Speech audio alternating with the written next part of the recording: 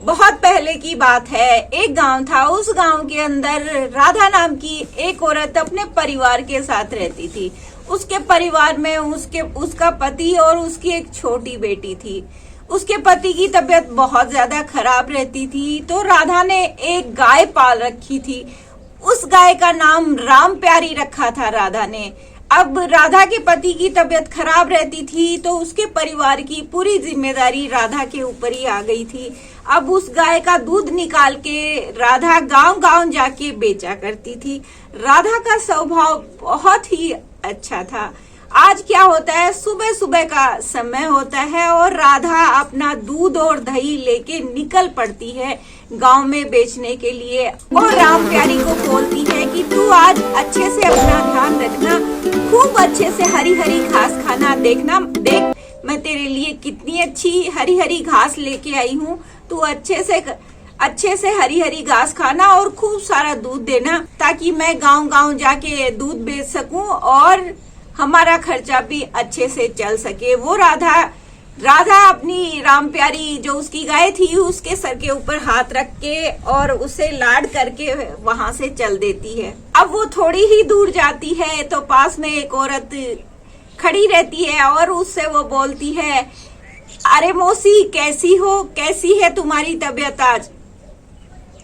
तो मौसी पलट के जवाब देती है, अरे राधा आ गई क्या? तुम्हें तेरा बहुत इंतजार रहता है।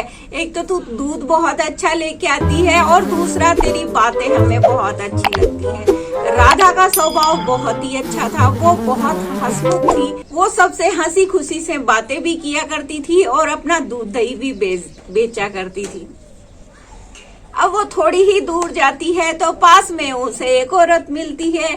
राधा उससे बोलती है, अरे ओ मौसी कैसी हो, तुम्हारी बेटी को तो लड़का हुआ है, मैंने सुना है, क्या ये बात सही है? अब वो मुस्कुराते हुए जवाब देती है, बोले हाँ राधा, जो तूने सुना है वो बात बिल्कुल से सही है, मेरी बेटी को लड़का हुआ है। तो राधा बोलती है कि अरे वाह मौसी, ये तो बहुत खुशी की बात है, क्यों ना तुम मुझे इस बात में मिठाई तो खिलाओगी? बोले ये भी कोई पूछने की बात है, तुम मेरे घर चलो, मिठाई तुम्हें मैं जरूर खिलाऊंगी। राधा हंसते हुए मौसी के साथ उसके घर चली जाती है और वहां पे मिठाई खाती है और अपना दूध और दही भी मौसी के घर दे के आती है।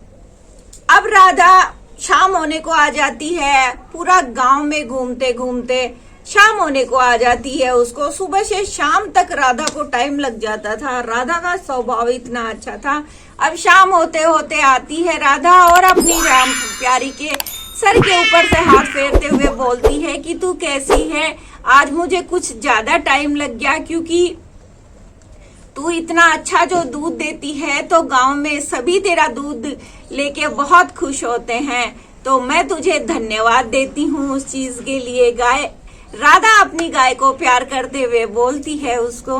अब राधा अपनी गाय को लाड दुलार करते हुए उसे बातें करती रहती है और शाम का समय हो जाता है और राधा अपने घर के अंदर जाती है। तभी उसकी छोटी सी बेटी रहती है, वो बोलती है कि मामा तुम आज इतना लेट कैसे हो गई? तो राधा जवाब देती है कि बिटिया रानी, आज मुझे दूध बेचने में थोड़ा सा टाइम लग गया, सभी मेरा इंतजार करते रहते हैं और आज गांव में एक दो प्रोग्राम भी था, तो इसलिए मुझे वहां पे ज्यादा समय लग गया। तो उसकी बेटी राधा को बोलती है कि माँ आज तो तुम्हारी कमाई बहुत अच्छी हुई होगी, आज तो सारा ही दूध बिक गया। बोले हाँ बिटिया, सारा ही दूध बिक गया, तो तुम इसी बात पे मुझे एक नया सूट दिलाओ ना। अब राधा बोलती है कि पिछले महीने तो तूने सूट लिया ही था और अब दोबारा से तुझे सूट दिलाऊं? मैं एक एक रुपया जोड़ के तेरी शादी के लिए रख रही हूँ और तू तो पैसे ऐसे उड़ाए जा रही है, ऐसे कैसे चलेगा? राधा अपनी बेटी को थोड़ा प्यार से समझाती है, पर उसकी बेटी उसकी बात नहीं सुनती है। बोले नहीं नहीं, मुझे तो सूट चाहिए ही।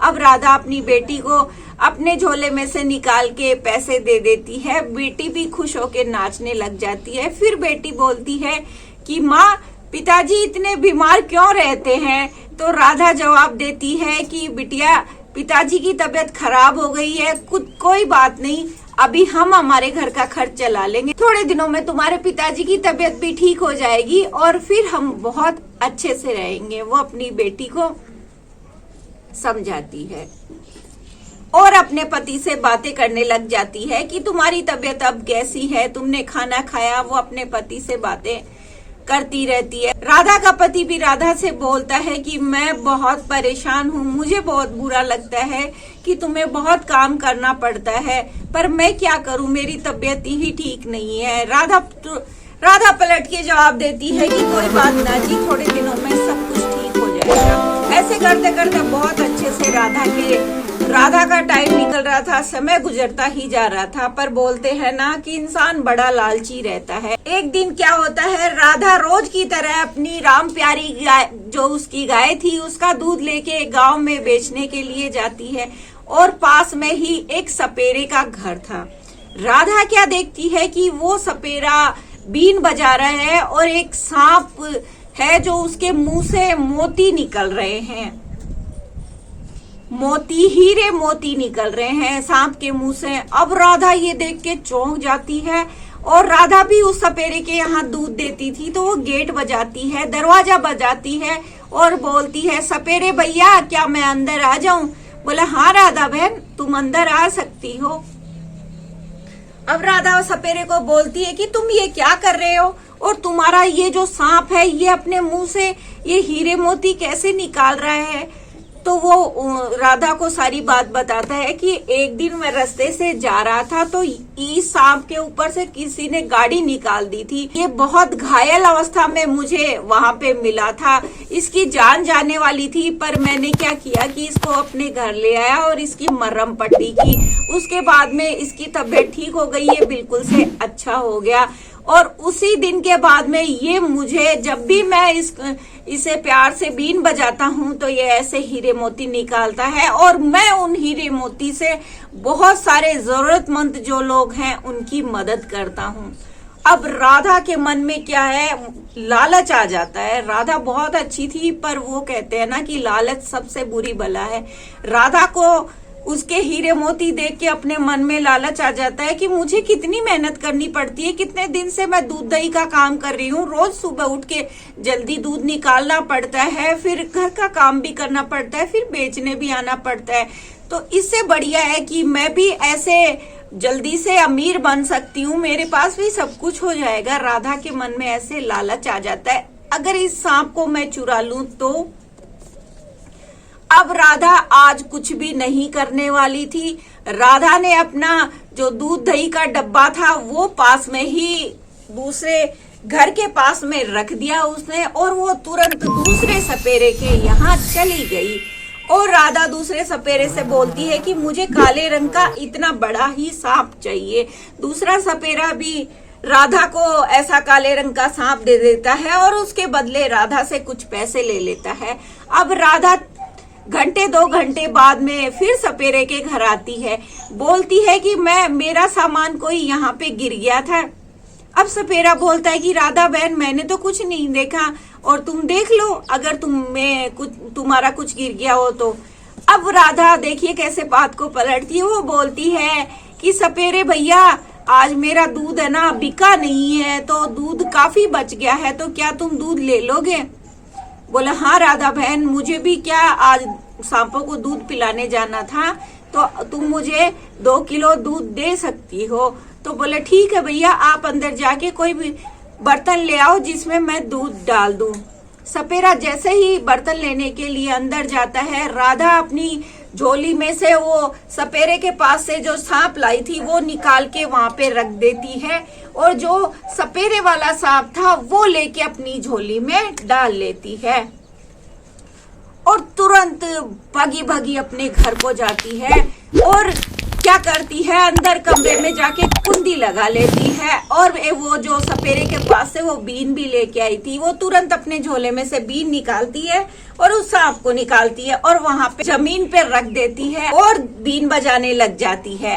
अब क्या होता है कि सपेरे के घर में तो वो सांप अपने मुंह से हीरे मोती निकाल रहा था और जैसे ही राधा ने बीन बजाना शुरू किया, उसने अपने मुंह से आग निकाली और वो आग जाके राधा के मुंह पे पूरी लग गई और राधा का मुंह एकदम से जल गया।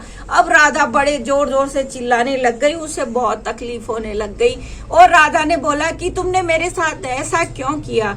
फिर सांप जवाब देता है कि तुम बहुत लालची किस्म की औरत हो। जो सपेरे को मैं हीरे मोती देता हूँ वो एक नेक दिल इंसान है।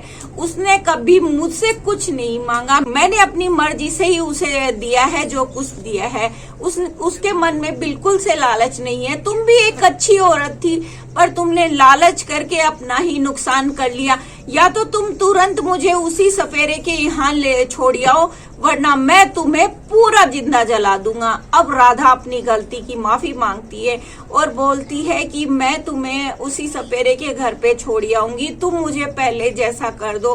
बोले मैं तुम्हारी बात पे विश्वास नहीं कर सकता, तुम एक लालची बन गई हो, तुम मुझे पहले उसके घर पे छोड़ के आओ और उस इंसान से माफी मांगो जिसके साथ तुमने गलत किया है। अब राधा ऐसे ही करती है, उस सांप को तुरंत लेके सपेरे के पास जाती है और सपेरे से माफी मांगती है कि भैया मुझसे बहुत बड़ी गलती हो गई, जो मैंने तुम्हारे सांप को चुराया, तुम मुझे माफ कर दो।